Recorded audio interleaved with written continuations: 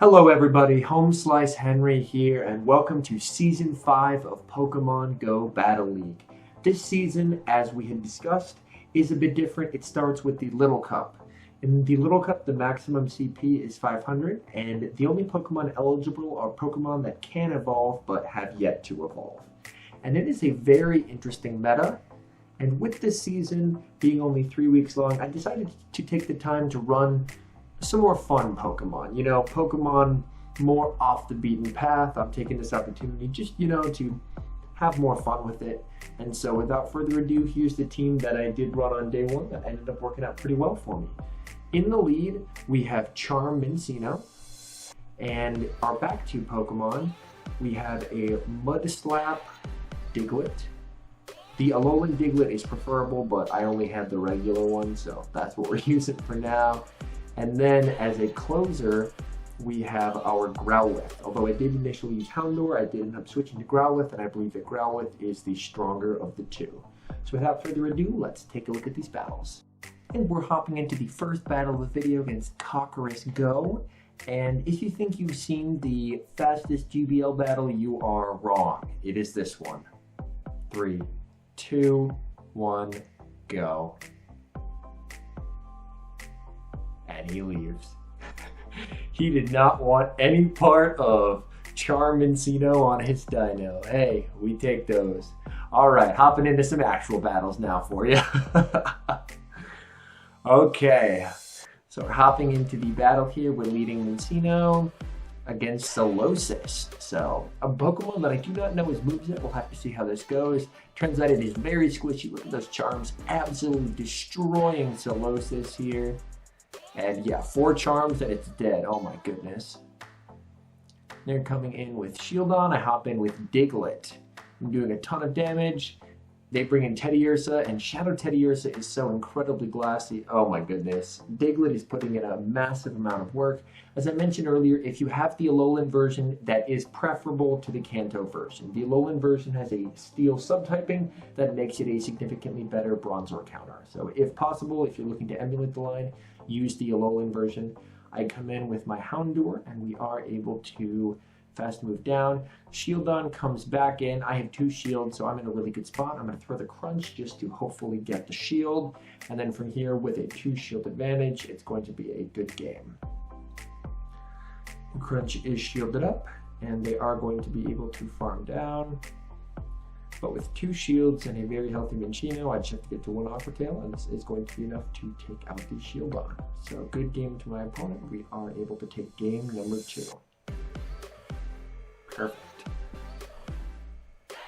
And as you can see, the way that I built this line was I wanted to have a Charmer up in front to handle Dino, and then I have 2 Bronzor counters in back. Well, 2 Pokemon that can hit Bronzor for super effective in Diglett, and then I start the video with Houndour, and then I eventually switch to Growlithe. Here, this is a negative lead. I'm going to swap into Houndour.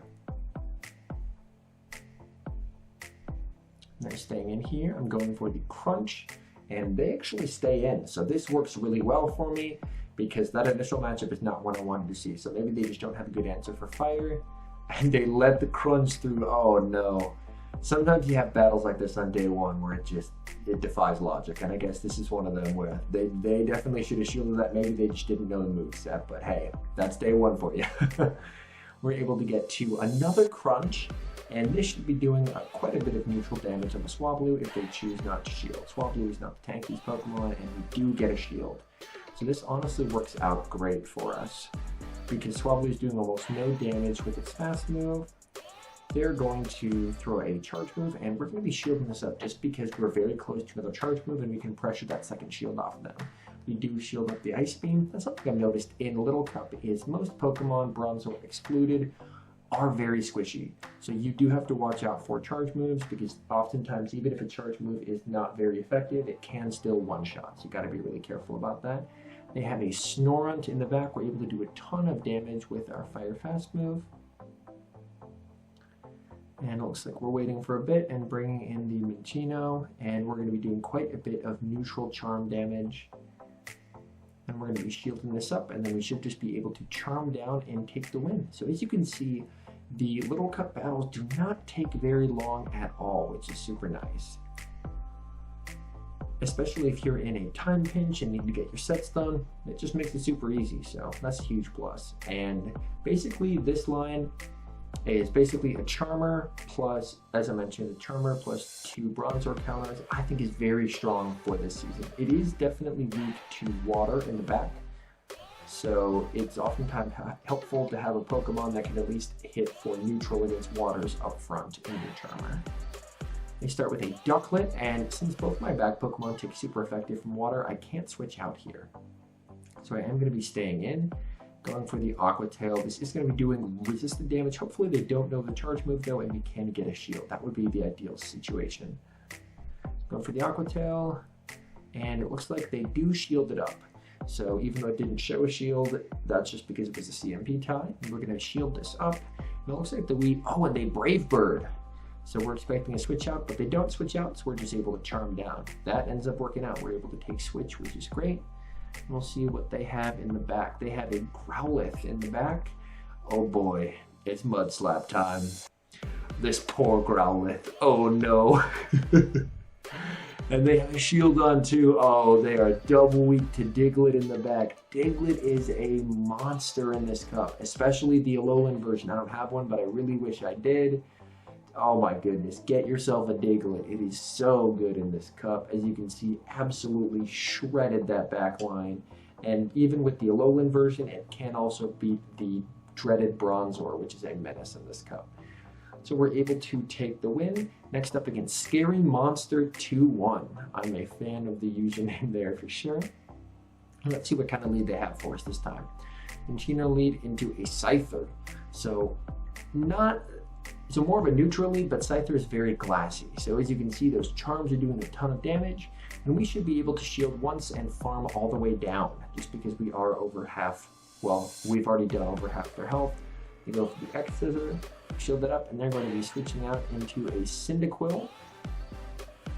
At this point, I really shouldn't be going for this charge move. I really should have just switched into my Mud Slapper, but that's one of the benefits of recording your battles and watching back, is you do kind of get to learn a bit better. Here, yeah, this is not a good play to stay in here. It's just not. Had I come in with the Mud Slapper, I'd be in a much better position here. We are able to come in with the Diglett and vanquish the Cyndaquil to the Shadow Realm, so that ended up working out well. They have a Parison back. Oh no. And oh, they have 2 bug types, so Houndour is going to absolutely destroy here. The bug types just don't even have a chance at this point. Oh, look at the damage, and that's going to be a good game. Another reason why having one of your two Bronzor counters as a fire type can be very important, because there's quite a few bugs in the meta, whether it's Shelmet, Scyther, or even Paris in that one, so having a fire type can be exceedingly helpful.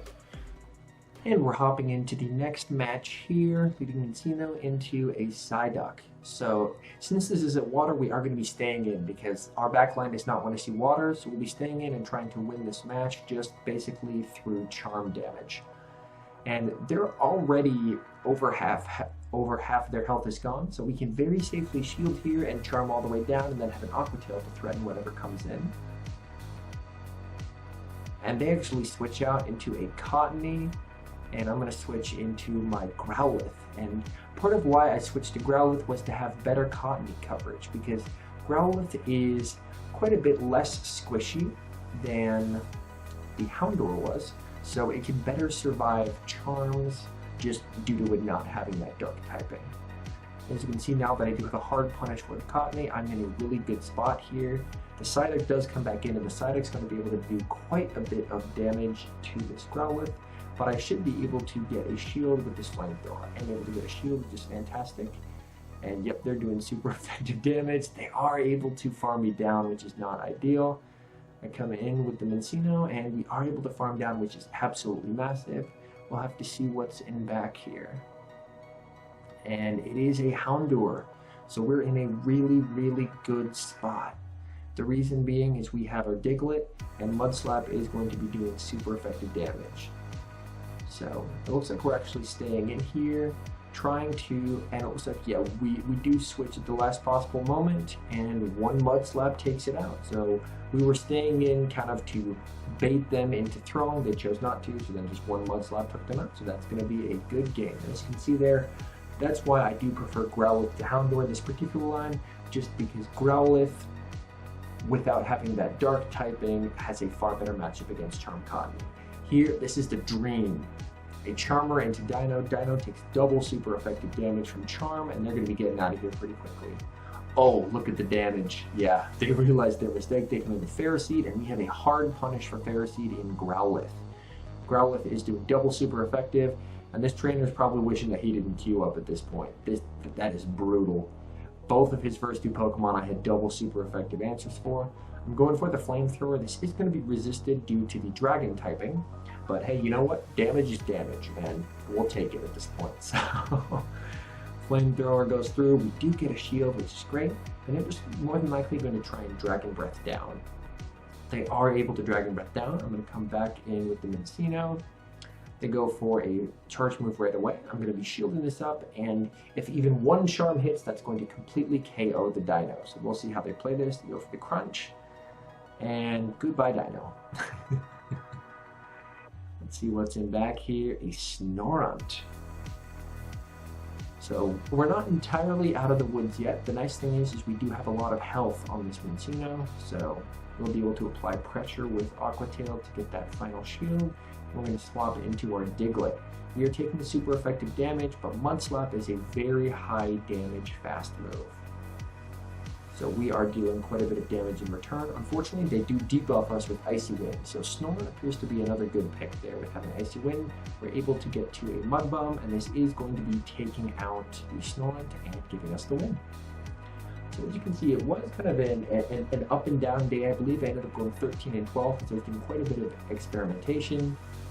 But after I switched to this team composition, I ended up going 12 and 8. So about 60% win rate, which I'm pretty happy with, to be honest. So it's been working out well for me. And hopping into the next battle against Jack. Oh, I was trying to read that, and it went by too quickly for me. Just kidding. Okay.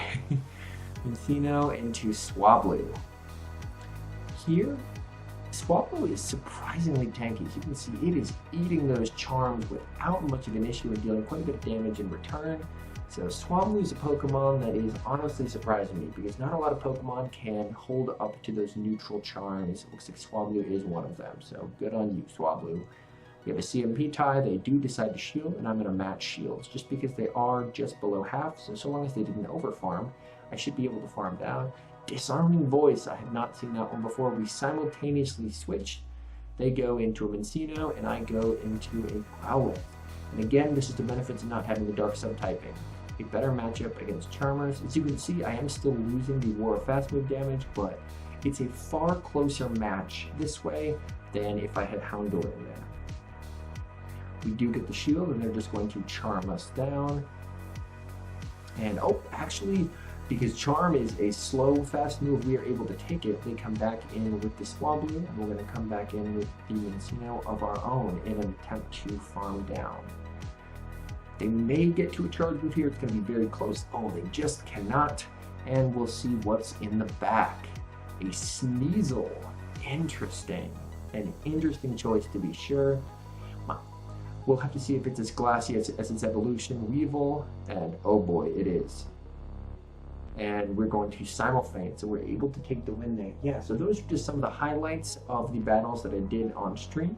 For those who don't know, I do stream 4 times a week on this very YouTube channel, Tuesdays and Thursdays at 6 p.m. Central, Saturdays and Sundays at 10 a.m. Central. Thank you guys so much for watching. As always, if you're new and you're enjoying the content, definitely feel free to subscribe. It's free and helps out the channel.